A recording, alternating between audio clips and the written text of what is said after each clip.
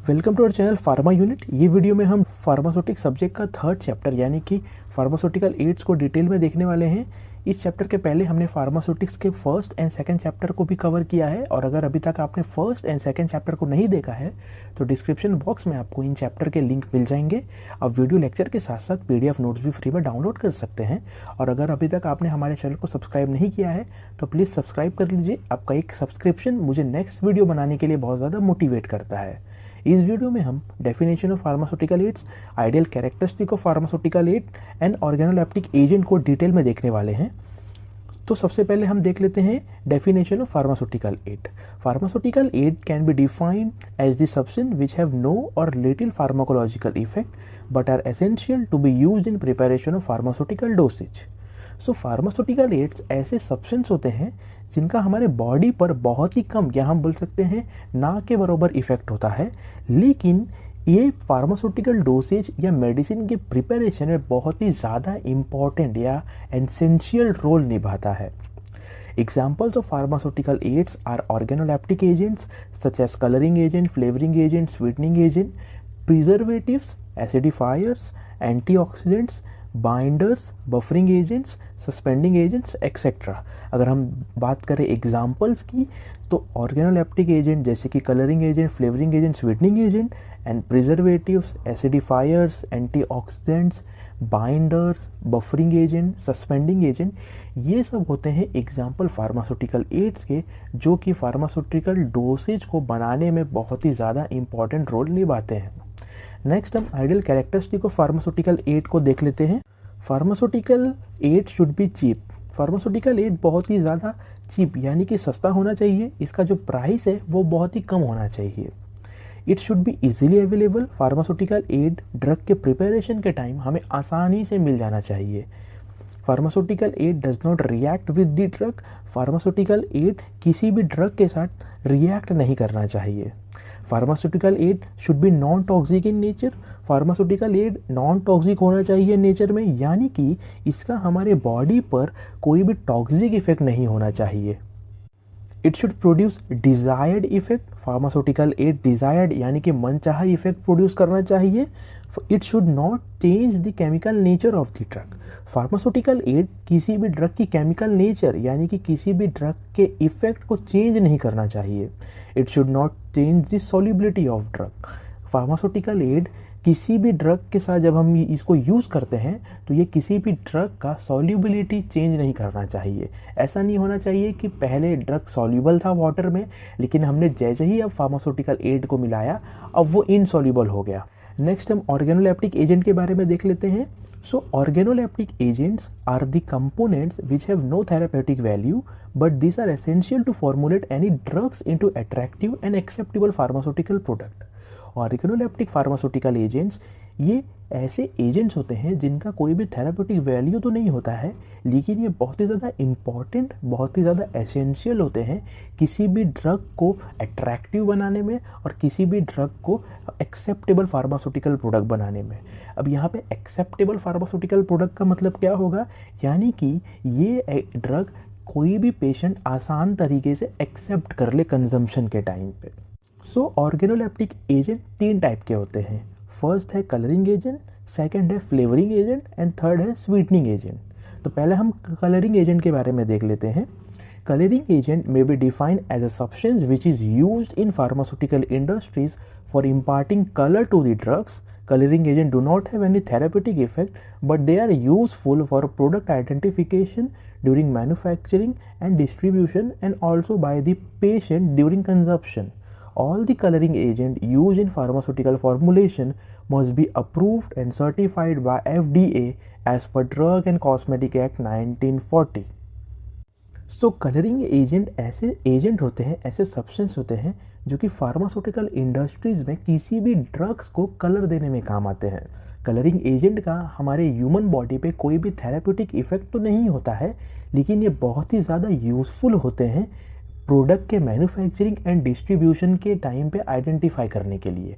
और बहुत सारे पेशेंट ऐसे होते हैं जो ड्रग को या फिर मेडिसिन को कलर के हिसाब से आइडेंटिफाई करते हैं। जैसे कि बहुत सारे पेशेंट को आप लोगों ने देखा होगा अपने आसपास कि वो कलर के हिसाब से अपने मेडिसिन को पहचानते हैं कि ये जो वाइट कलर का टैबलेट था ये मेरा डायबिटीज़ का टैबलेट था, ये जो रेड कलर का टैबलेट है ये मेरा अर्थराइटिस का टैबलेट है। इस तरीके से कलर बहुत ही ज़्यादा यूज़फुल होता है प्रोडक्ट आइडेंटिफिकेशन में। और जितने भी कलर फार्मास्यूटिकल फॉर्मुलेशन में यूज़ होते हैं इनको FDA द्वारा यानी कि फूड एंड ड्रग एडमिनिस्ट्रेशन द्वारा सर्टिफाइड होना बहुत ही ज़्यादा ज़रूरी होता है।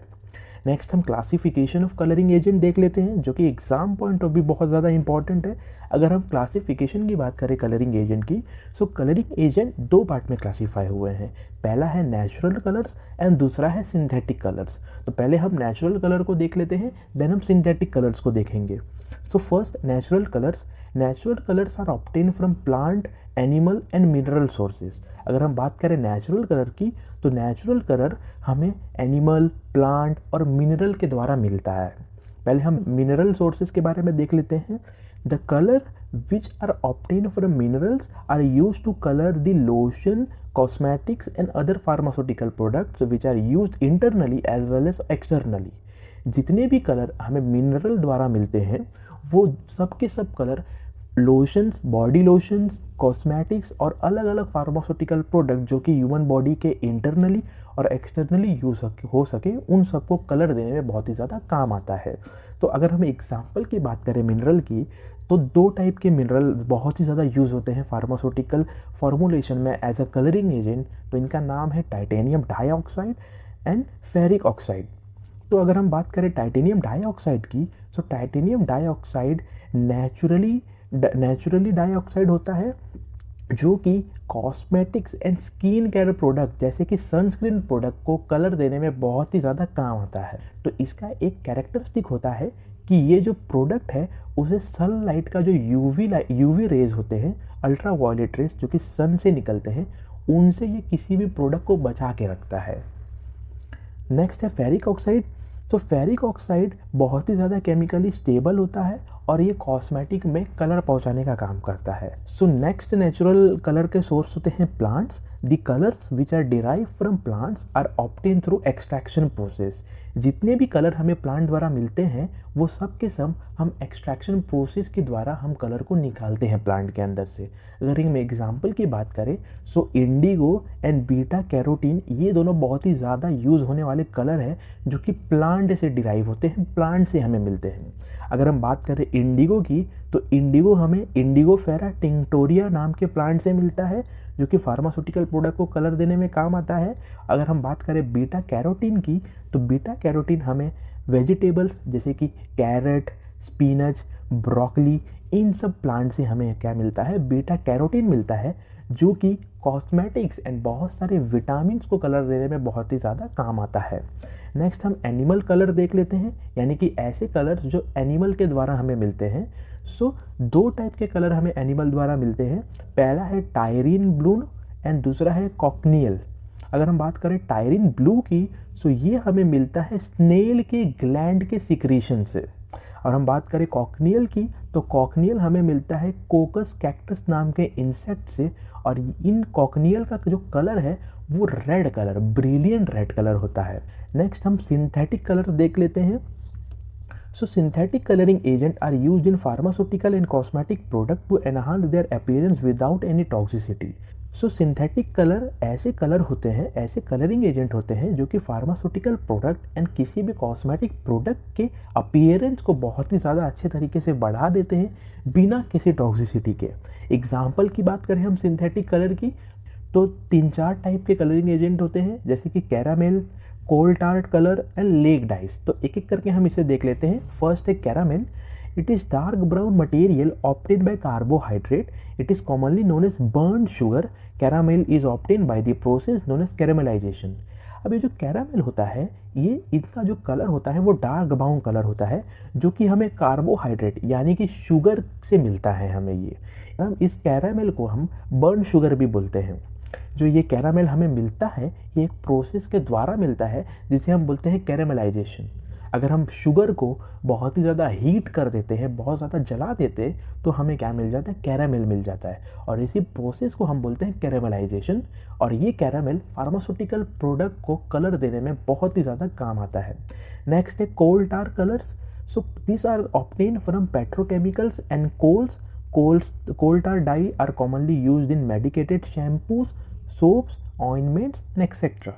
ये जो कोल टार कलर होते हैं ये हमें कोल यानी कि कोयला जो होता है उससे या फिर पेट्रोकेमिकल से मिलते हैं। ये कोल टार डाई ज़्यादा करके हमें ऐसे शैम्पूस जो कि मेडिकेटेड हो, जिनके अंदर मेडिसिन प्रेजेंट हो, सोप्स में एंड ऑइंटमेंट में बहुत ही ज़्यादा यूज़ होते हैं उनको कलर देने के लिए। नेक्स्ट है lake dice.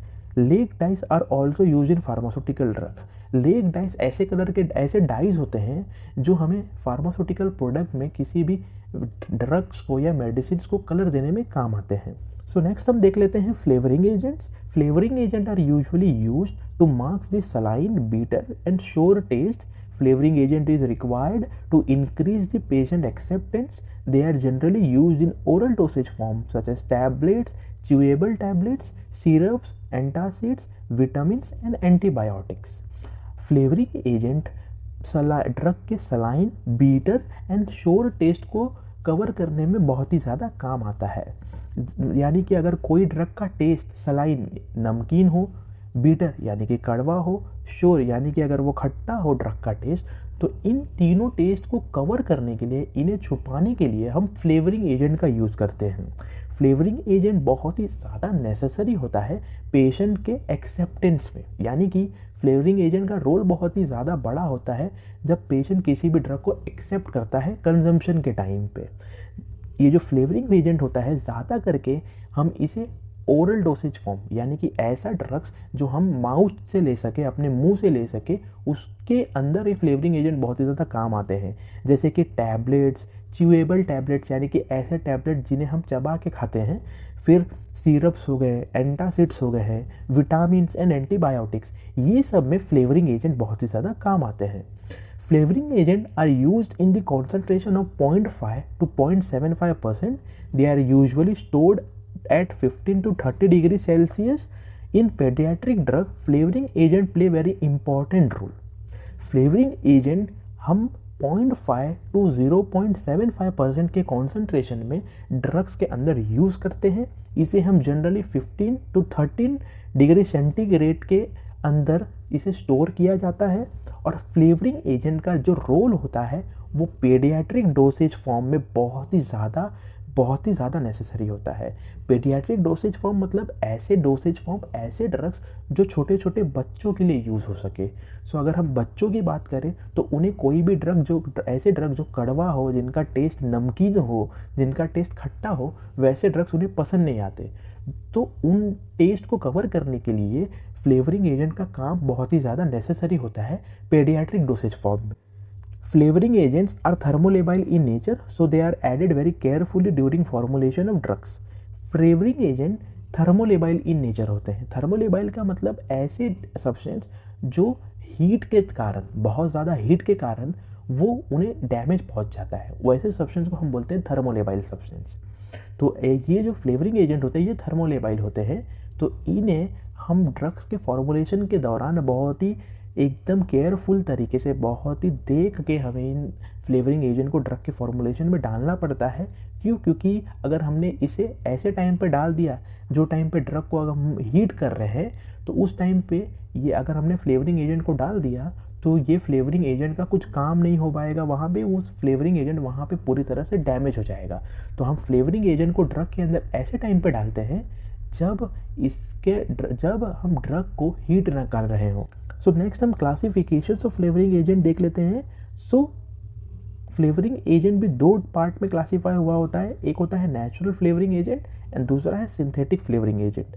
Natural flavouring agent का एग्जांपल है सिट्रस फ्रूट जैसे कि लेमन एंड ऑरेंज, स्पाइसेस जैसे कि cinnamon, peppermint and ginger, fruits जैसे कि एप्पल एंड बनाना। तो ये थे नेचुरल फ्लेवरिंग एजेंट के एग्जाम्पल।